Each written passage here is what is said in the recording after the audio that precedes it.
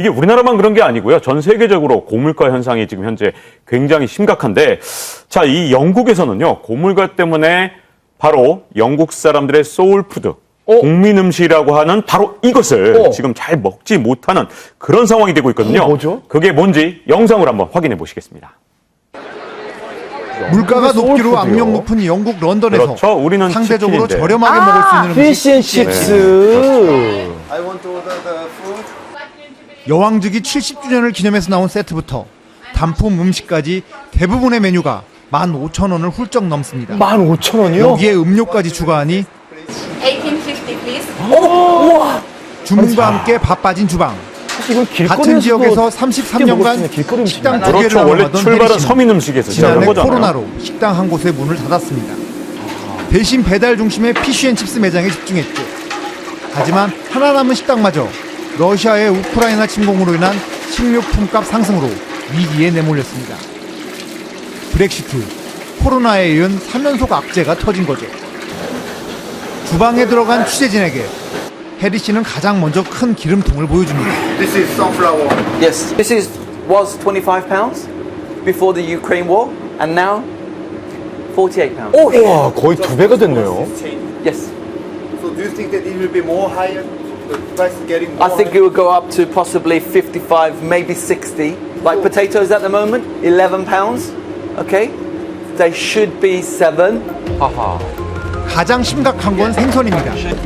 러시아에서 3분의 1가량 수입하는데 가격이 오른 것도 문제지만 생선 물량 자체를 구하기가 어렵습니다. Easter, I could not get haddock. No haddock, quality haddock. I couldn't get haddock. How much more can we charge for fish and chips? 14.50 is with due respect, it's a lot of money. There will be some fish and chip shops closing down. I'm sorry to say. God forbid, it could be us. 영국 식료품 가격 인상률은 다른 유럽 국가들보다 더 가파르고 높은 편이며 식품별로 보면 기름, 생선, 곡식 등이 많이 올랐습니다. 전부 피쉬앤칩스와 밀접한 연관이 있는 재료들이죠. 식료품 인플레이션의 피해는 피쉬앤칩스 주인들에게만 해당되는 건 아닙니다. 런던에서 약 120km 떨어진 해안마을 마게이트에서 평생을 산 니콜은 10살 때부터 15년간 다닌 피쉬앤칩스 매장에서 음식을 사 먹곤 했는데요. 하지만 최근 피쉬앤칩스 가격이 오르기 시작하면서 소비자 입장에서 부담을 느끼기 시작했습니다. I want to support them. You know, they're basically my friends at this point. But they're not the only ones in a financial crisis. We've also got to economise. So I think instead of it being like a weekly staple that it used to be, it may be one of those that maybe like once a month I will. 현재 피쉬앤칩스 산업이 직면한 최악의 위기는 유럽을 강타한 인플레이션이 얼마나 심각할지 경고하고 있습니다. 야, 이 영상을 보니까 굉장히 심각하다고 느끼는 게 코로나 때문에 굉장히 휘청했던 기업이 이제 좀 풀리나 했는데 또 이제 전쟁의 여파로 뭐 이제 폐업까지 앞두고 있다. 코로나를 버텨냈는데. 자, 이제 피쉬앤칩스는 그리고 제가 굉장히 좋아하거든요. 아, 그래요? 이게 생각만 해도 막 침이 고이는데 사실 이게 어느 정도냐면은 우리나라로 치면은 그래서 뭐 김밥? 이게 야, 뭐 먹을까? 아이, 우리 그냥 김밥 먹자. 가면서 편하게. 요 정도 수준인데 김밥을 3만 원에 판다고 생각을 해보세요. 이게 아주 심각한 거 아닙니까? 그렇죠. 그러다 보니까 영국에서는 야, 이거 피쉬앤칩스 너무하죠? 이런 얘기가 나오고 있고요. 이대로 가면 몇 달 안에 피쉬앤칩스의 가격이 3배까지 오를 수 있다. 이런 얘기도 3배요? 있어요. 네, 그런데 이게 이 피쉬앤칩스만이 문제가 아니고요. 이 기본적인 식료품 가격이 다 오르고 있는데 뭐 쇠고기라든가 뭐 빵 없이 살 수는 없잖아요. 그렇죠. 이 영국 사람들 입장에서. 근데 이게 16에서 17%가 올랐고요. 그리고 파스타 같은 경우는 영국 사람들도 많이 먹거든요. 네. 그런데 한 해 전보다 무려 50%가 오르는 그런 상황이기 때문에 이제는 정말 먹을 게 없어서 무료 급식소를 사용하는 사람들이 점점 더 늘어나고 있는 그런 상황입니다. 그리고 이게 다른 나라 사정도 크게 다르지 않은데요. 네네. 주요 국가들의 소비자 물가 상황 같이 한번 보실까요? 네. 자, 보시면 이 그래프를 보시면요. 독일 같은 경우 5월의 소비자 물가가 전년 동월 대비 7.9%가 올랐는데 이게 반세기 만의 최고치입니다. 스페인은 8.5%, 프랑스는 5.2%가 올랐는데요. 유로화를 쓰는 19개 나라의 유로존의 물가 상승률이 8.1%로 이 관련 통계를 낸 게 97년에 처음 냈는데 네네. 그 통계를 낸 뒤로 가장 최고치니까 엄청나게 올랐다고 볼 수 있는 거죠. 아휴, 심각하네요. 우리나라는 아까 보니까 5.4% 올랐네요. 네, 우리나라가 지금 5%를 넘었는데 우리나라도 사실 14년 만에 처음으로 5%대를 기록한 거거든요. 근데 외식 물가 상승률은 더 높은데요. 7.4%를 기록했거든요. 그러니까 그러면 언제 때 7%를 넘었냐? 바로 외환위기 1998년 3월 같은 경우에 그때 7.6%였거든요. 그러니까 얼마나 지금 외식 물가도 올랐나 이걸 보여주는 겁니다. 와, 제가 이제 이거 방송 끝나고 이제 아침을 먹으러 가려고 하는데 그 아침 가격도 이제 오르는 거는 정말 시간 문제겠다라는 그러네요. 생각이 드네요. 자, 외환 위기 방금 얘기가 나와서 말씀인데 사실 그때 굉장히 힘들었던 기억들 다들 있으실 겁니다. 네. 저도 그때 사실 그 뉴스를 보던 기억이 아직도 생생한데 그때와 비슷한 수준으로 물가가 올랐다. 이거는 뭐 분위기가 정말 심상치 않다고 이해를 해야겠네요. 그렇죠. 지금 밥상 물가가 워낙 빠르게 오르고 있기 때문에 서민들 물가가 올랐다 이렇게 볼 수 있는 건데요. 코로나19 때문에 지금까지 얼마나 어려움을 겪었습니까? 이제 좀 돌아다닐 수 있나 했더니 물가가 올라서 다시 삶이 팍팍해지는 상황. 진짜 언제까지 물가가 오를 거냐 많은 분들이 걱정하고 있죠. 아까 보니까 정말 전 세계적인 고물가 상황인데 이게 뭐 좀 내려갈 기미는 당초에 안 보이는 건가요? 모든 나라 사람들이 전부 다 보는 게 이제 미국 물가를 보고 있습니다. 왜냐하면 전 세계 물가가 다 미국에 연동되어 있는 경우가 되게 많거든요. 네. 그래서 미국의 5월 소비자 물가 상승률이 혹시라도 떨어질까 많은 사람들이 기대를 했었는데 그 이유가 뭐냐면 3월보다 4월이 좀 떨어졌어요. 그래서 야 그러면 3월이 정점이고 점점 떨어지는 거 아니야 하고 기대를 했는데 웬걸 5월달 물가 상승률이 무려 전년 대비 8.6%를 기록해서 4월보다 다시 또 올라간 겁니다. 그러니까 많은 사람들이 실망을 했고요. 제닛 옐런 미국 재무부 장관 같은 경우는 이 받아들일 수 없는 수준의 인플레이션에 도달했다. 이런 표현을 썼는데 자, 이 문제에 있어서 연준 같은 경우는 정말 책임이 있어요. 저는요. 연준이 지금까지 심각하게 잘못을 했다고 생각하는데 네. 연준에서는 지난해 같은 경우는 인플레는 일시적이다. 걱정할 게 맞아요. 없다. 계속 그랬단 말이죠. 네, 템포러리. 네, 그런데 이제는 연준 스스로도 내가 좀 오판했나 보다. 이렇게 스스로 좀 아이고야. 오판했다는 걸 인정하고 있는 상황. 근데 너무나도 많이 오르고 있기 때문에 세계 시민들이 다 힘들어하고 있는 상황입니다. 아, 이렇게 말을 바꾸다니. 그러니까 이게 정말로 이 말 한마디에 따라서 정말 전 세계 경제가 움직이는데 이제 오판이라는 얘기 나오는 순간 네. 정말 공포를 직면하게 되는 것 그러니까요. 같습니다. 특히 요즘 나오는 이 키워드 중에 하나가 S의 공포 이런 얘기가 좀 많이 들리더라고요. 네, 바로 스태그플레이션의 공포를 스태그플레이션. S의 공포다 이렇게 얘기하는데 이게 공포라는 단어가 왜 붙었느냐?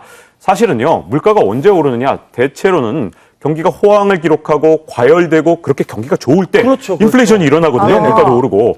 자, 그리고 디플레이션 언제 일어나느냐? 경기가 굉장히 안 좋아요. 그리고 침체됐다. 뭐 이럴 때 디플레이션이 일어나는데 자, 그러면 보통 어떻게 되느냐?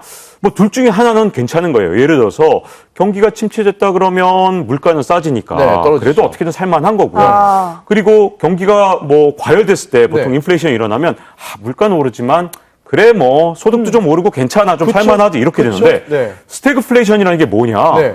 경기 침체와 그다음에 감당할 수 없는 물가 상승이 같이 오는 겁니다. 자, 그렇게 되면 물가는 막 폭등을 하죠. 그런데 뭐 임금은 정체되거나 아니면 일자리를 잃게 되는 사람들이 막 늘어나거든요. 침체가 네. 되니까.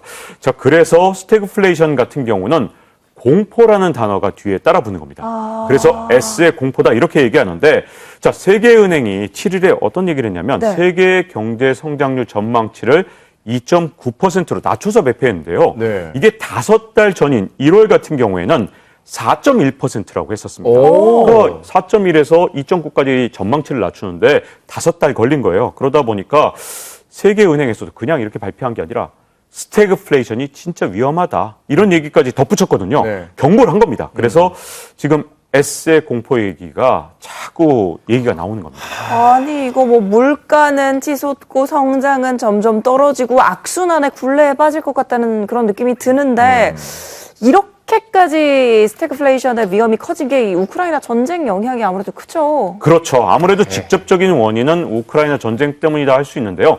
일단 러시아가 뭐 흑해를 다 봉쇄하고 뭐 수출 통로를 다 막아버리고 하다 보니까 에너지 가격부터 시작해서 원자재 다 올랐는데 또 서방에서도 이제는 러시아 석유를 맘 놓고 살 수 없는 상황이 되던 거니까 지금 뭐 모든 가격이 다 오르고 있죠. 근데 여기서 제가 좀 안타까운 말씀을 좀 드리자면 네. 많은 분들이 우크라이나 전쟁만 끝나면 이제 스태그플레이션 공포가 끝나는 거 아니냐 그렇죠. 이렇게 생각하는 분들이 정말 많아요. 네네. 그런데 안타깝게도 지금 구조적인 문제가 여러 군데서 발생하고 있기 때문에 사실은 전쟁이 끝나도 인플레이션 압력이 약화될 것이냐 저는 약간 좀 부정적인데요. 자, 그러면 지금 스태그플레이션 압력이 높아진 근본적인 원인 어디 있냐면 미국이 돈을 너무 많이 풀었어요. 연준도 양적 완화로 돈을 많이 풀었지만 인플레이션을 자극하는 가장 위험한 게 사실은 정부의 재정 진출이거든요. 근데 얼마나 돈을 많이 풀었냐면 미국이 원래 1년 예산이 보통은 4조 달러대 정도 됩니다. 네네. 근데 트럼프 대통령이 코로나19 위기가 왔다 그러면서 경기부양책으로 2번 경기부양을 해서 3조 달러를 풀었어요. 1년 예산하고 뭐 큰 차이가 안 나잖아요. 그리고 여기에 질세라. 바이든 대통령 취임하자마자 2조 달러 가까이 풀었거든요. 풀었죠. 네. 그럼 두 분이 합친 게 5조 달러잖아요. 자, 그러니까 1년 예산하고 비교해보면 진짜 엄청나죠. 6천조에 가까운. 네, 여기다가 또 푼 게 바이든 대통령이 인프라 투자를 한다 그러면서 네. 1.1조 달러를 또 맞아요. 풀었습니다. 네. 그럼 이거 아직 안 풀렸어요. 이제 풀 거예요. 그러면 합치면 7조 달러인데 이게 우리나라 돈으로 7,700조 원. 이거는 아무리 미국이라 하더라도 이렇게 푼 적이 없고요. 그러다 네. 보니까 달러가 너무 많이 풀려서 이건 도저히 물가 상승을 막을 수 없는 거다. 그래서 빨리 시중에 있는 돈을 빨아들여야 된다. 이렇게 준비를 하고 있었는데 문제는 여기다 전쟁 터져 상하이에서는 갑자기 물류 대란이 일어나 그러면서 글로벌 공급망이 무너졌다 이런 얘기 나오니까 뭐 금리를 올려도 물가는 잘 못 잡고 오히려 경기 침체에 대한 위험성은 커진 상황. 그야말로 스태그플레이션에 조금씩 가까이 가는 약간은 위험한 상황으로 가고 있는 거죠. 아, 진짜 그 출구가 안 보인다 이런 얘기 그러니까요. 하셨습니까? 그러니까 뒤에서 큰 돌이 굴러오고 있는데 어디로 가야 되지? 정말 막다른 골목에 다 뭐 사로잡힌 그런 느낌이 좀 듭니다. 그래서 그럴까요? 이 1970년대 석유 파동 이때를 좀 이렇게 언급하면서 아 그때만큼 좀 두렵다 이렇게 얘기하시는 분들이 좀 있더라고요. 그렇죠. 이제 미래를 대비하려면요. 역사를 정말 잘 알아야 됩니다. 왜냐하면 네네. 정말 비슷했던 사례가 1970년대의 스태그플레이션인데요. 그때도 비슷했어요. 뭐냐면 1960년대에 사실은 엄청난 호황이 있었는데 자 그러면 사실은 살살 긴축을 했어야 되는데 돈을 계속 풀었거든요. 네네네. 여기다가 그때 베트남전이 있었기 때문에 재정 지출도 엄청났습니다. 그때도. 네. 그런 상황에서 뭐가 있었냐? 바로 중동 전쟁이 일어나면서 1차 석유 파동이 일어났거든요. 그랬군요. 그때 뭐 중동 국가들이 어떻게든 서방 국가에 타격을 입히자면서 석유 수출을 안 했습니다. 그러니까 지금하고 굉장히 비슷하죠. 그러네요. 이렇게 돈을 막 풀었는데 전쟁이 일어났고 석유 수출이 잘 안 되는 상황, 이런 상황이 비슷했었는데 이 1차 석유 파동이 1973년이었거든요. 그다음에 2차 석유 파동이 1978년 12월인데 그때 석유 공급의 15%를 감당하던 게 바로 이란이었는데 그때 정세 불안이 일어나면서 이란에서 석유 수출을 금지하면서 2차 석유 파동이 일어났습니다. 근데 그때 어떤 일이 일어났느냐 정말 엄청나게 고통을 받았는데요. 주소마다 많은 사람들이 막 기름통을 가지고 뭐 긴 줄을 늘어서고요. 네. 저 화면에 보시는 것처럼 기름 없다고 정말 뭐 온 곳에서 난리가 났었죠. 좀 좌석 있는 곳에서 사람이 안 내리고 기름이 내리네요. 그렇죠. 그만큼 기름 수입이 급했던 건데 자 그러다 보니까 국제 유가 폭등, 원자재 가격 폭등 전 세계적으로 타격이 진짜 엄청났거든요. 물가 상승으로 세계 곳곳에서 폭동까지 일어나고 대혼란이 일어났었는데 네. 자 그때 물가가 얼마나 많이 올랐느냐 하면 1976년에는 잠깐 소강 상태가 있었어요. 그때 네. 물가 상승률이 미국 같은 경우에 5% 아래로 잠깐 떨어져서 아 이제 스태그플레이션 끝났나? 이런 기대를 잠깐 했었는데 웬걸 그냥 물가가 막 치솟아 오르면서 1980년 3월에요. 미국 역사상 진짜 기록적인 물가 상승률이 일어나는데 14.8%를 기록했습니다. 14.8%요? 그때 스태그플레이션으로 고통을 받았던 기간이 10년 가까이 됐었는데 스태그플레이션이라는 게 진짜 무서운 게 고통의 기간이 아주 길 경우가 정말 많은 거예요. 이게 진짜 문제입니다. 와 10년이요? 예. 10년이요? 아니 그러면은 당시에는 이 스태그플레이션을 어떻게 극복이라고 하기도 그렇네요. 끝낼 네. 수 있었나요? 제가 보기엔 이분이 아니었으면 못 끝냈을지도 몰라요. 10년이 네네. 아니라 20년, 30년 갈 수도 있는 걸 한 네. 분이 나타나서 이분 별명이 인플레이션 파이터입니다. 오. 그래서 폴 볼커라는 당시의 연준 의장인데요. 이분이 1979년부터 87년까지 연준 의장을 했으니까 미국 경제가 정말 어려울 때 연준 의장을 했습니다. 네. 그래서 취임하자마자 제일 먼저 한 일이 뭐냐면 그때 기준금리가 11.5%였어요. 기준금리가 11.5. 네, 근데 이분이 한꺼번에 4%포인트를 끌어올렸습니다. 15.5로. 네, 그러니까 뭐 지금 금리를 0.5 올리네 마네, 뭐 0.75네 이런 얘기 있잖아요. 자이언트 스텝이 0.75가 기준인데 4%를 올렸다고요? 4%를 하루아침에 올렸는데 이분이 이렇게 금리를 끌어올린 날이 토요일 날이었어요. 그러니까 이걸 토요일 밤에 대학살이다. 그 당시에 미국 언론은 이걸 굉장히 나쁘게 봤습니다. 도대체 미국 경제 다 망치려고 그러냐. 왜냐하면 그때 이렇게 금리를 올리니까 그 다음 주에 어떻게 됐을까요? 뭐 주가 대폭락했죠. 폭락하죠. 그다음에 부동산 가격도 난리가 났고요. 기업들 그다음에 일부 은행들도 막 파산하고 난리가 났습니다. 끔찍해라. 그런데도 물가가 안 잡혔어요. 와, 그래서 4% 어떻게 했냐? 올렸는데도. 결국은 2년 뒤에 1981년인데 그때 기준금리를 21.5%까지 올렸습니다. 아니, 이게 그. 실화입니까? 아니, 뭐 경제학 박사님이시니까 분명히 맞는 얘기일 텐데 21% 기준금리라는 걸 전 들어본 적이 없어요. 그러니까요. 그러니까 그 당시에 폴 볼커 의장이 사례 위협에 시달렸어요. 그럴만 하겠네요. 그럴만하네, 정말로. 진짜. 그래서 약간 야사긴 한데 이분이 권총을 차고 다녔다 이런 얘기가 있거든요. 그리고 미국 기업가들이 워낙 많이 망하고 그다음에 수백만 명이 실업자에 몰리다 보니까 이 사람들이 폴 볼커를 몰아내야 된다 이런 경문을 붙였고요. 뭐 트랙터 몰고 나와서 어떻게든 뭐 지금 뭐 워싱턴에 다 몰려 나와서 연준 건물을 봉쇄하고 정말 온갖 난리가 났는데 그런 난리를 다 겪고서도 3년이나 지나서 스태그플레이션이 끝났습니다. 정말 이 수많은 사람들의 뭐 피눈물, 혹독한 대가를 치르면서 스태그플레이션을 끝내게 된 게 아닌가 싶은데 그런데 이제 언뜻 어디선가 이제 한국도 이미 스태그플레이션에 진입한 거다 뭐 이제 이런 이야기도 들리더라고요. 그러면 정말 심각한 거 아닌가요? 진단은 근데 엄밀하게 해야 되거든요. 아, 그렇죠. 엄밀하게 너무 겁을 내도 안 되고 네. 사실 너무 이걸 갖다 걱정 안 해도 안 되는데 네. 지금 엄밀하게 말하면 스태그플레이션은 아직 진입하지 않았습니다. 하지만 아직. 문제점은요. 네. 굉장히 위험해요. 그래서 여기저기서 경고의 목소리가 나오고 있기 때문에 네. 정부가 제대로 대응을 해야 이번에 스태그플레이션 위험을 잘 넘어갈 수 있지 않을까 하는 생각이 듭니다. 그렇다면 만약에 온다, 이렇게 위험이 좀 가시적으로 오고 있는데 어떻게 그러면 저희는 대비를 좀 해놔야 될까요? 지금 당장 인플레이션을 잡는 게 무엇보다 굉장히 중요하거든요. 네. 네. 스태그플레이션도 왜 못 잡았느냐? 사실 인플레이션이라는 게 뭐가 문제냐면 한 번 기대 심리가 생기는 순간 그 다음부터 잡기가 정말 어렵습니다. 자, 예를 들어볼게요. 이 볼펜이 하나에 500원인데 네. 이게 내일 1,000원이 된다고 한번 가정을 해볼게요. 네네네. 자, 그러면 어떻게 하시겠습니까? 이 볼펜 오늘 당장 내가 한 개밖에 안 필요하지만 한 3개, 4개 사놓는 게 사야죠. 좋겠죠? 그렇죠. 네. 이게 바로 가수요입니다. 그러니까 물가를 더 끌어올리는 거예요. 자, 그 다음에 임금을 뭐 예를 들어 협상을 할 때, 네. 올해 임금이 더 오를 것 같아 라는 걱정을 하게 된다면, 협상을 할 때, 임금 10% 올려줘, 20% 올려줘. 이렇게 더 과도하게 요구를 하게 되거든요. 네네네. 그러다 보면 임금이 오르고 물가가 오르는 이런 악순환에 빠지면서 점점 더 물가가 오르는 그렇기 때문에 그런 악순환에 빠지지 않도록 초반부터 스태그플레이션을 잘 막아야 되는 그런 임무가 정부와 그다음 금융당국한테 지금 현재 있는 상황입니다. 지금이겠군요. 그러면 이제 정부 입장에서도 물가를 잡아야 하니까 여러 가지 정책을 고심하고 있을 텐데 주의해야 할 부분은 뭘까요? 지금 제일 중요한 게요. 사실은 저는 지금 현재 상황이 인플레이션 전쟁 상황이라고 생각하거든요. 자, 이런 상황에 빠지면 어떤 상황이 되느냐 하면 물가가 더 많이 치솟아서 오른 나라, 그런 나라가 바로 타겟이 됩니다. 그런 나라가 희생양이 돼요. 네. 왜 그러냐면 그런 나라에서는 보통 해외 자금이 다 빠져나가게 되거든요. 이런 나라 위험하네. 물가 자꾸만 오르잖아. 그렇게 생각하면 다 돈이 빠져나가고 그렇게 되면 어떻게 되느냐. 그 나라 통화 가치가 폭락을 합니다. 그렇죠. 그러면 더욱더 물가가 치솟아 올라요. 왜냐하면 자국 통화 가치가 낮아지면 수입 물가가 또 올라가거든요. 네. 자, 한번 이 악순환이 생기면 정말 끝장인데 자, 제가 아까 말씀드렸잖아요. 물가를 자극하는 가장 위험한 게 바로 정부의 재정 지출이다. 재정지출. 그래서 지금 예를 들어서 추경을 해서 사람들한테 돈을 막 뿌리고 나눠주면 그걸 받는 사람들은 지금 당장은 신나겠지만 네.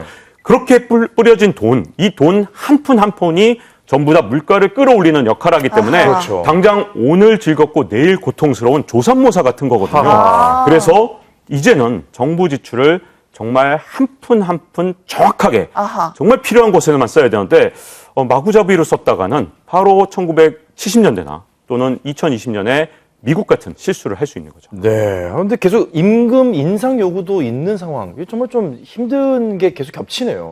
그렇죠. 그렇다고 임금이 만약에 안 오르면 어떤 문제가 생기느냐.